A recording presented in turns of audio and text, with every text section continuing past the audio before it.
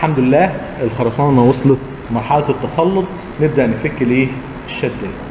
قدرت ان هي تتحمل الاحمال عليها، خلاص اقدر اتاكد ان هي ايه وصلت للمقاومه بتاعتها ازاي.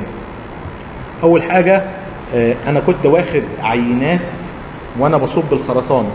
لما جت التراك بتاعتي خرسانه مثلا وانا بعمل للبامب، باخد قبل ما ادخل الخرسانه دي في البامب واستلم العربيه، اقول له نزل لي اعمل لي المكعبات بتاعتي ال 150 مللي في ال 150 مللي في ال 150 مللي، عشان اعمل ايه اختبار الضغط.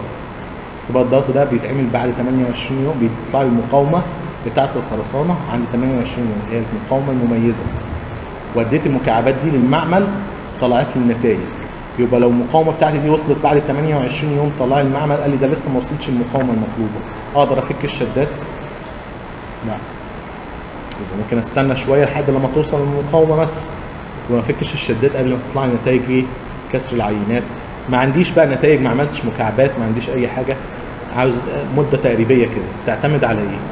طول البحر بتاعك. كل ما البحر ده طويل انت محتاج انك تسيب الشده دي تسند البحر الطويل ده مده اطول، عشان ما يحصلش ايه ديفورميشن، بيحصل الشروخ. طيب في حاله اسمنت البورتلاند العادي، لو عندي البلاطه او الكاميرا دي، البحر بتاعي ده ال او لام، بضربه في 2 وبجمع عليه 2 يطلع لك المده بالايام.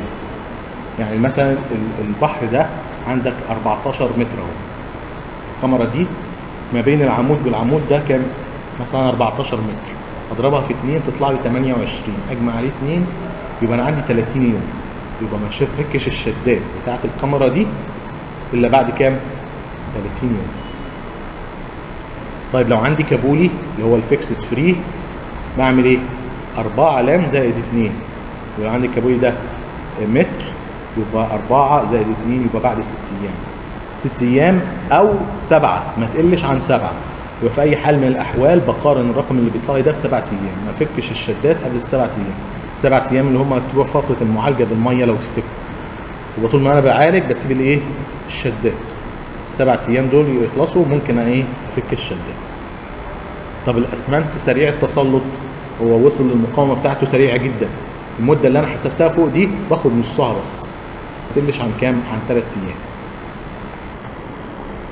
درجه الحراره بتاعت الجو، كل ما كانت درجه الحراره انخفضت عن 15 باجل الفك بتاع الايه؟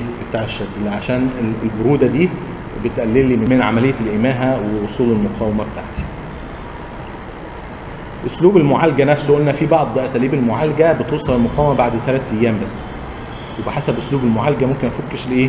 الشدات بدري. عندي في المصانع البريكاست عالجت بدري، وصلت المقاومه بدري، قدرت افك الشدات بدري واطلع العناصر بتاعتي من المصنع بدري. طيب ممكن الجوانب بتاعه الفرن، مثلا انا صبيت بلاطه، ممكن اخف الخشب بتاعي شويه، او عشان محتاج الخشب ده بقى في مراحل تانية من المشروع او كده، فممكن اخف شويه من الجوانب دي بس بعد مرور ايه؟ يومين اقل حاجه من الصب.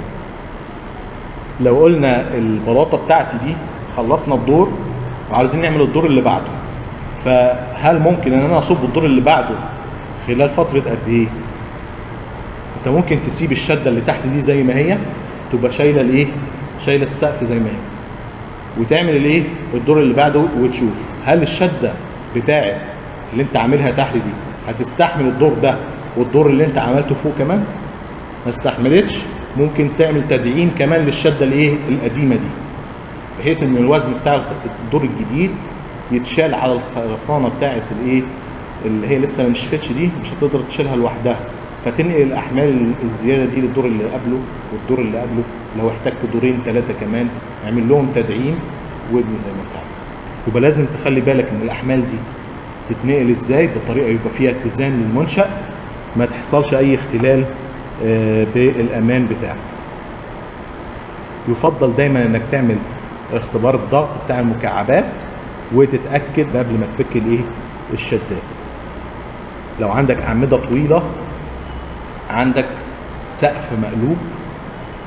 يعني ايه سقف مقلوب؟ يعني الكاميرا فوق السقف، بدل ما هي الكاميرا تحت السقف كده وشايله السقف، انا ممكن احطها فوق وتبقى هي شايله السقف برضه بس شداها لفوق كده. فمحتاجه ان ايه؟ ان هي تبقى مقاومتها اعلى تتاكد انك بعد ما تفك الشدات دي مش هيحصل المنطقه اللي فيها ضغط بقت شد، والشد بقى انت عامل تصميم للكاميرا حاطط الحديد ان هو يشيل الشد، والكاميرا الخرسانه تشيل ضغط وبتاع. ما تعملش اختلال بالاجهادات دي بقى وانت بتشيل الايه الفرم وتسبب في ايه في كوارث.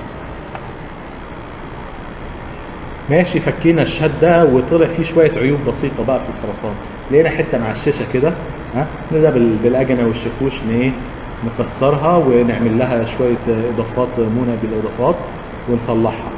لقيت مثلا مكان التقاء الكاميرتين مثلا مش متساويه بالاجنه والشاكوش، نعمل ايه نظبطها.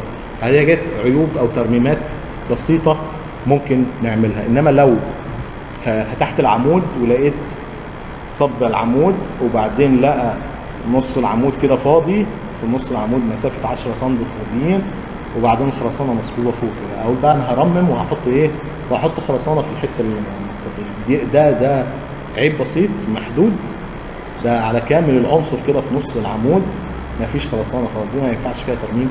شيل الخرسانه اللي فوق دي وابدا صب من ايه من جديد.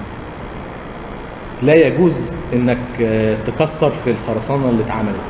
يجي لك السباك يقول لك والله انا عاوز اعمل الماسوره دي في الحمام والعمود ده مضايقني يا باشمهندس، انا عاوز اشيل العمود ده اكسر فيه واحط الايه المواسير كده جوه العمود. ينفع؟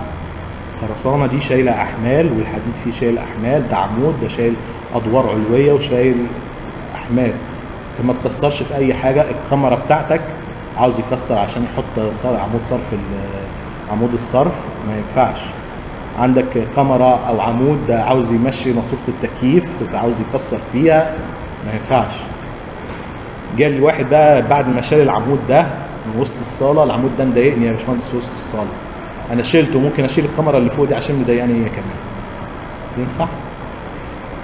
ده هو كويس ان هو لسه عايش اساسا وبيسال.